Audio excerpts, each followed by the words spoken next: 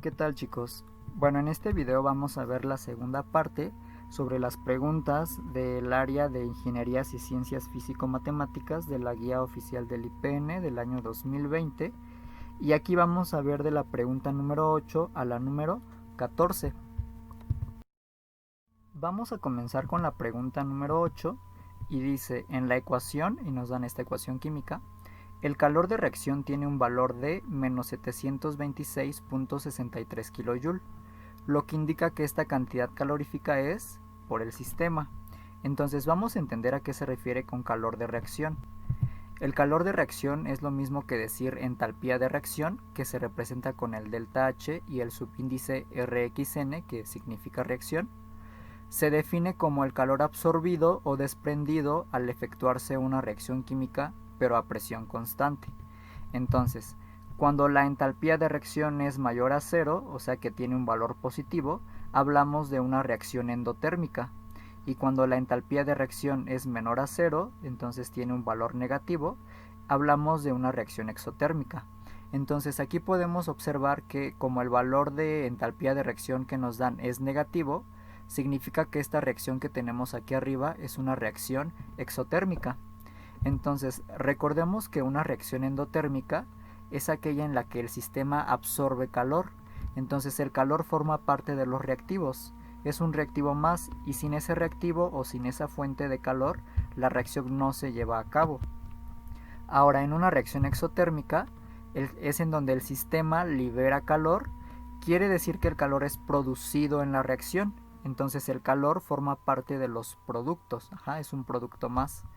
Entonces, como aquí nuestro valor es negativo, sabemos que es una reacción exotérmica, entonces esta reacción de aquí está produciendo calor. Entonces, aquí la respuesta es el inciso C.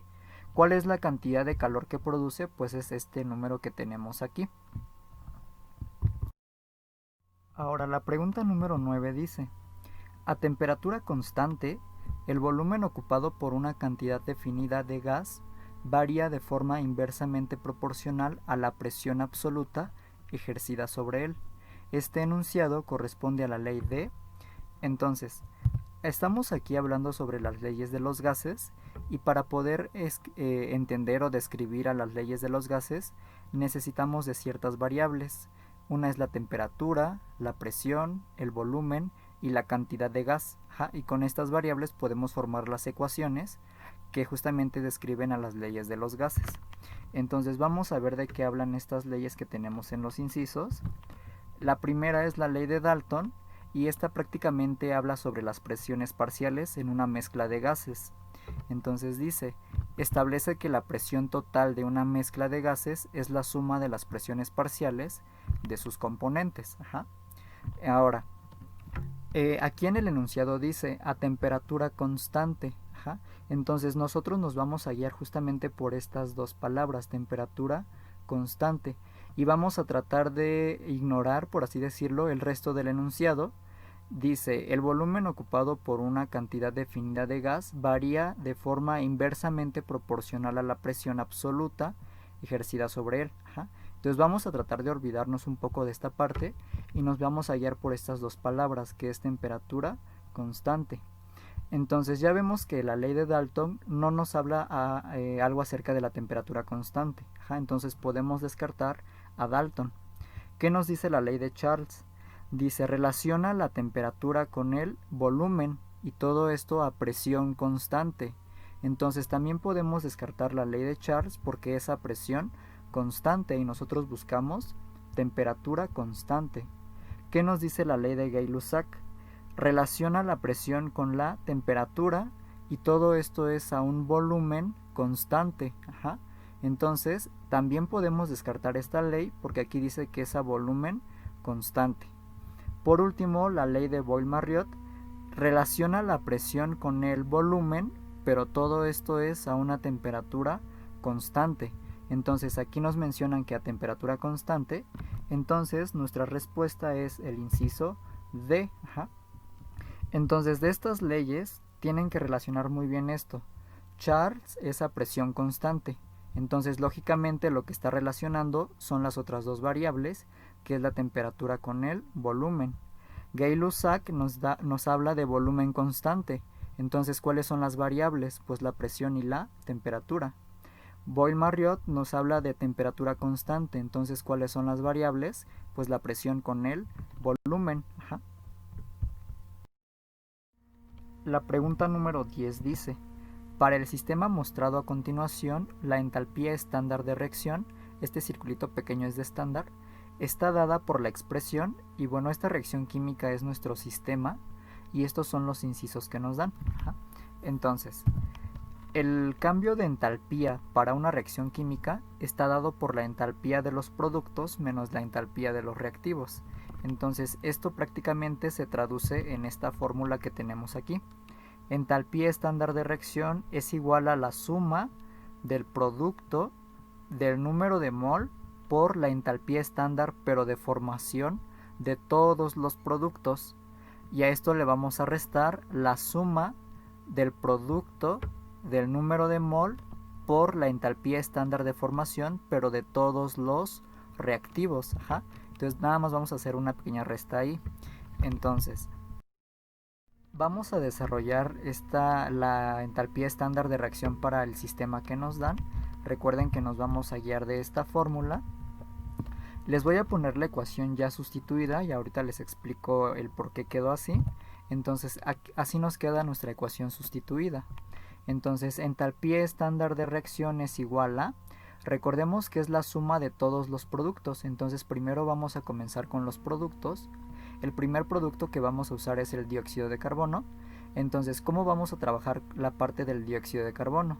Recuerden que es el producto del número de mol por su entalpía estándar de formación del dióxido de carbono. Entonces, ¿cuál es el número de mol que tenemos aquí? Pues recuerden que cuando no hay nada escrito, tenemos un valor de 1. Entonces, esta n es igual a 1, que es este 1 que tenemos aquí abajo. Ajá. Y recuerden que esto lo estamos multiplicando por la entalpía estándar de formación del dióxido de carbono. En este caso, como no tenemos valores numéricos, pues tal cual se sustituye. Entonces este 1 lo multiplicamos por la entalpía estándar de formación del dióxido de carbono. Ajá. Entonces ya tenemos al primer producto. Pero recuerden que es la suma de todos los productos. Entonces nuestro segundo producto es el dióxido de azufre. Entonces, y se trabaja exactamente igual. Esta n para el dióxido de azufre, ¿a cuánto equivale? Pues esa n es este 2 que tenemos aquí. Ajá. Entonces ponemos más el 2, y recuerden que esta n se multiplica por la entalpía estándar de formación del dióxido de azufre. Entonces 2 por la entalpía estándar de formación del dióxido de azufre. Ahora, como ya no tenemos más productos, aquí termina esta primera parte de la ecuación. Ahora recuerden que a esto le tenemos que restar la suma, pero ahora de todos los reactivos. Entonces menos, y se repite exactamente lo mismo. Entonces el primer reactivo que vamos a ver es el oxígeno. Entonces, la n del oxígeno, ¿a cuánto equivale? Pues esa n es el número 3. Ajá. Entonces aquí ponemos 3. Y recuerden que esta n se está multiplicando por este valor de entalpía estándar de formación. Entonces este 3 lo multiplicamos por la entalpía estándar de formación del oxígeno. Ajá. Entonces ya tenemos al primer reactivo, pero como es la suma de todos los reactivos, entonces más, y nuestro siguiente reactivo es el disulfuro de carbono. Ajá. Entonces, ¿cuál es la n de este reactivo? Pues como aquí no hay nada escrito, tenemos un valor de 1, entonces es este 1 de aquí.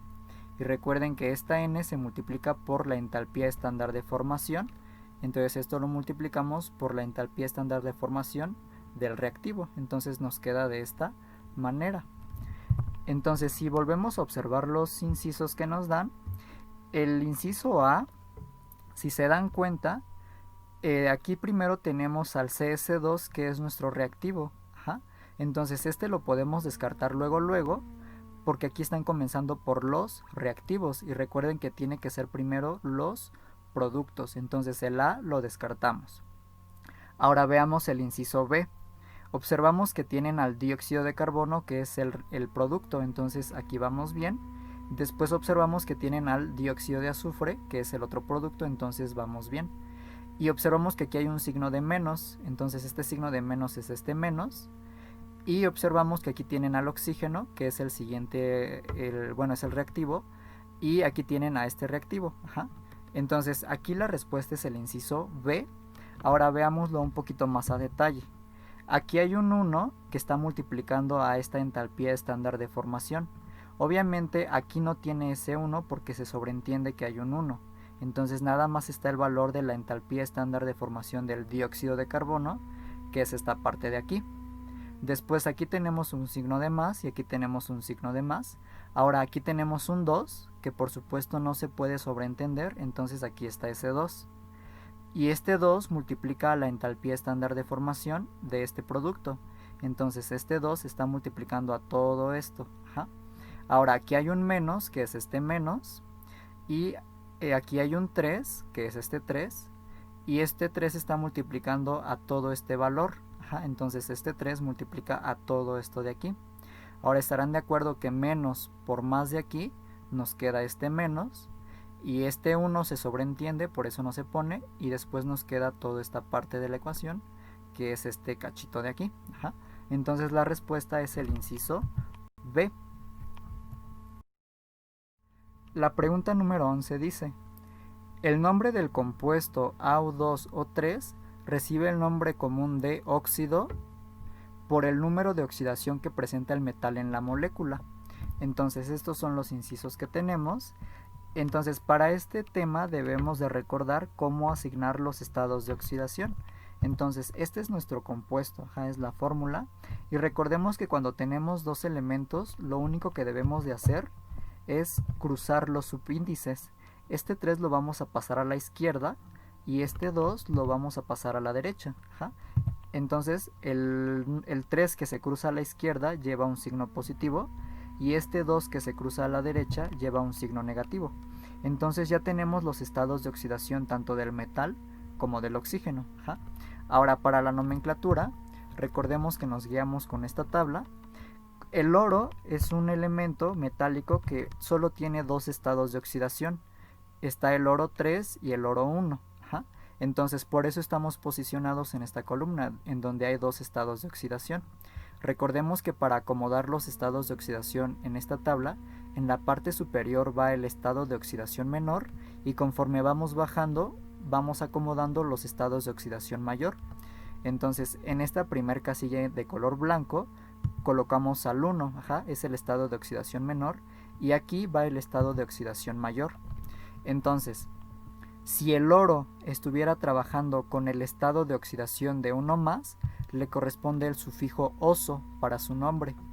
Y cuando el oro trabaja con el estado de oxidación de 3 más, le corresponde el sufijo ico. Entonces, en nuestro compuesto ya sabemos que el oro está trabajando con 3 más, entonces nos corresponde el sufijo ico.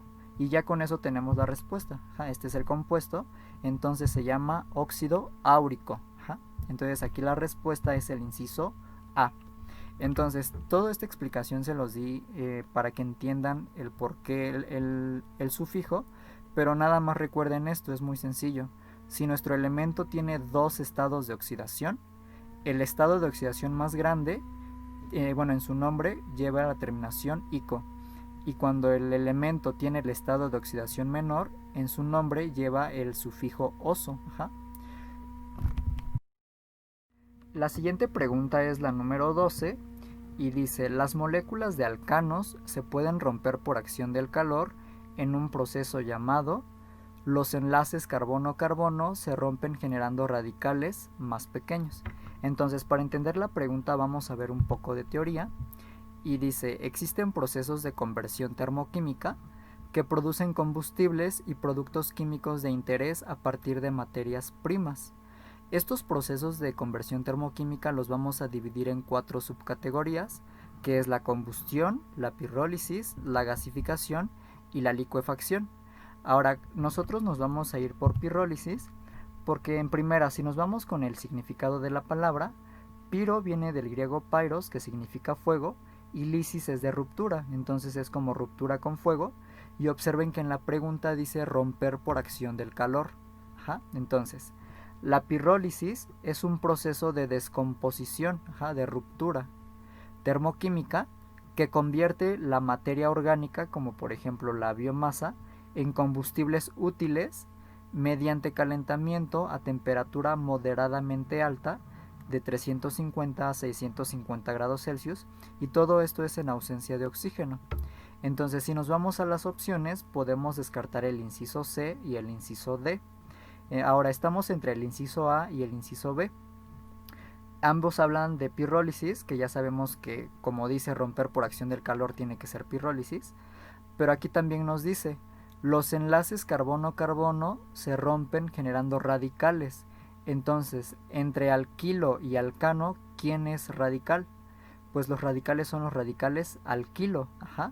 Por ejemplo, el metil, el etil, el propil, isopropil, butil, a esos radicales se refiere. Recuerden que un alcano son hidrocarburos con enlaces sencillos, los alquinos tienen triple enlace y los alquenos tienen doble enlace, pero ambos son los tres son hidrocarburos. Entonces aquí los únicos radicales son los alquilo. Por lo tanto, la respuesta es el inciso A. La pregunta número 13 dice, los hidrácidos resultan de la combinación del hidrógeno molecular con un... Entonces, si hacemos reaccionar hidrógeno molecular con un elemento no metálico, obtenemos un hidrácido. Ahora, recordemos que los hidrácidos son el ácido fluorhídrico, clorhídrico, bromhídrico, yodhídrico, el ácido sulfhídrico, selenhídrico y telurhídrico. Entonces, ¿por qué la respuesta no puede ser el inciso A, o sea, un halógeno? Si todos los elementos que tenemos aquí pertenecen a la familia 7, entonces son halógenos. Porque observemos que también los hidrácidos tienen elementos que pertenecen a la familia 6, el azufre, el selenio, el telurio. Entonces no podemos dejar únicamente la respuesta para halógeno por estos ácidos, porque también están estos de aquí. Entonces la respuesta es el inciso B. La pregunta 14 dice, considerando las sustancias químicas enlistadas en reacción con el cloro, relacionarlas con el producto que se genera. Este tema habla sobre reacciones de adición, en específico son reacciones de halogenación, en donde vamos a adicionar el cloro. Entonces, vamos a verlo desde un punto de vista más sencillo y un poco más práctico. Entonces nos vamos a guiar por la cantidad de átomos de carbono. Entonces comencemos con el metano. Recordemos que el metano tiene esta estructura y solo posee un átomo de carbono. Entonces, ¿con qué letra podemos relacionar al metano? ¿Están de acuerdo que lo podríamos relacionar con la letra D y con la letra E? Ambos tienen un solo átomo de carbono. Entonces, ¿cuál de estas dos puede ser la correcta? Entonces vamos a ver lo que pasa aquí. Si al metano le ponemos el cloro, vamos a formar este compuesto o este producto que es el clorometano. Si observan, lo único que pasó es que el metano perdió un hidrógeno y en ese lugar se enlazó un átomo de cloro, entonces nos quedó este producto. Si observamos, aquí tenemos un carbono, 3 hidrógenos y un cloro. Entonces la letra correcta es la letra D, un carbono, 3 hidrógenos y un cloro. Entonces relacionamos el número 1 con la letra D. ¿Qué incisos podríamos ir descartando? Descartamos el inciso A y el inciso C. Ahora nos queda la B y la D. Ahora vamos con el acetileno. El acetileno es otro nombre que recibe el etino. Entonces este es el acetileno o etino. Entonces observamos que tenemos 2 átomos de carbono y también tenemos 2 hidrógenos. Entonces, ¿con qué letras podríamos relacionarlo? ¿Están de acuerdo que la D y la E la descartamos? Y también podemos descartar la letra A, porque aquí tiene 6 carbonos. Estamos entre la letra B y la letra C. Tenemos 2 carbonos y 2 carbonos. Aquí tenemos 2 hidrógenos y aquí tenemos 4 hidrógenos. Entonces, ¿cuál de estos dos podría ser? Entonces, si al etino le ponemos el cloro, el producto que vamos a obtener es el dicloroeteno. ¿Qué es lo que pasó? En sí nada más se rompió uno de estos enlaces y en ese espacio disponible se agregó un cloro a un carbono y el otro cloro al otro carbono. Entonces este es el producto que nos queda. Pero observen que en el producto mantenemos los 2 hidrógenos iniciales, que son los de aquí, y por supuesto los 2 átomos de carbono. Entonces tenemos 2 carbonos, 2 hidrógenos, 2 cloros. 2 carbonos, 2 hidrógenos, 2 cloros. Entonces la letra correcta es la letra B. Entonces relacionamos 2B. Entonces entre el inciso B y el inciso D, pues seguimos igual porque es 2B y 2B. Ahora el ciclohexeno pues ya es muy sencillo, porque si dice X nos suena a 6 átomos de carbono y el único que tiene 6 átomos de carbono es la letra A. Entonces relacionamos el 3 con la letra A, entonces es 3A y la respuesta correcta es el inciso D. Entonces veamos qué pasa rápidamente con el ciclohexeno. Aquí tenemos este doble enlace y lo vamos a hacer reaccionar con el cloro. Lo que pasa es que uno de estos dos enlaces se rompe y tenemos ese espacio disponible para adicionar un cloro en este carbono y el otro cloro en el otro carbono. Y el producto que obtenemos es el diclorociclohexano. Entonces por eso nos quedan estos cloros separados. Uno se adiciona a un carbono y otro se adiciona a otro carbono. Y bueno, entonces la respuesta correcta es el inciso D. Chicos, aquí terminamos con estas preguntas. En el siguiente video veremos otras 7 preguntas de la misma área de ingenierías y ciencias físico-matemáticas. Y pues repasen mucho, cuídense y hasta luego.